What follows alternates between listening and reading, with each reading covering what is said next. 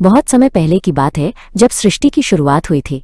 3 महान देवता थे, ब्रह्मा जी जो सृष्टि के रचयिता थे, विष्णु जी जो सृष्टि के पालक थे और शिव जी जो सृष्टि के संहारक थे।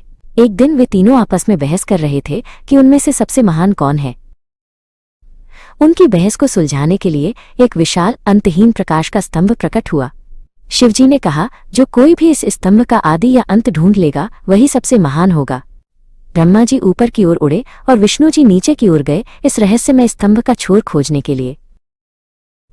ब्रह्मा जी बहुत देर तक ऊपर उड़ते रहे, लेकिन उन्हें स्तंभ का शीर्ष नहीं मिला।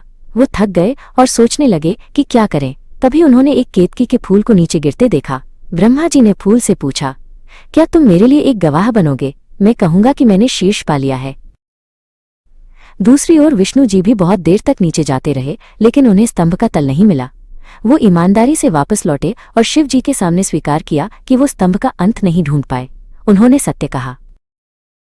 फिर ब्रह्मा जी वापस आए। उन्होंने गर्व से कहा, मैंने स्तंभ का शीर्ष ढूंढ लिया है, और उन्होंने केतकी के फूल को अपने झूठ का गवाह बनाया। केतकी के फूल ने भी ब्रह्मा जी की बात में हाँ मिलाई। ये सुनकर प्रकाश का स्तंभ और भी तेजी से चमकने लगा और उसमें से स्वयं शिव जी प्रकट हुए। शिव जी बहुत क्रोधित थे। उन्होंने ब्रह्मा जी की ओर देखा, जिनकी आंखों में झूठ चमक रहा था।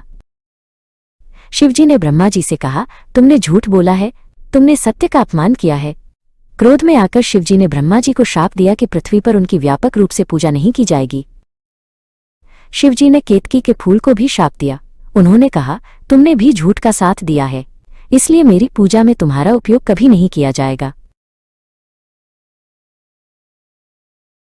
ब्रह्मा जी को अपनी गलती का एहसास हुआ। उन्होंने विनम्रता से शिव जी का शाप स्वीकार किया। उन्हें समझ आ गया था कि सत्य से बढ़कर कुछ भी नहीं है और झूठ हमेशा पकड़ा जाता है।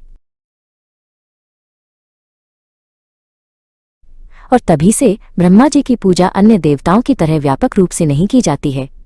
ये कहानी हमें सिखाती है कि सत्य हमेशा जीतता है और हमें कभी झूठ नहीं बोलना चाहिए, चाहे स्थिति कितनी भी कठिन क्यों ना हो।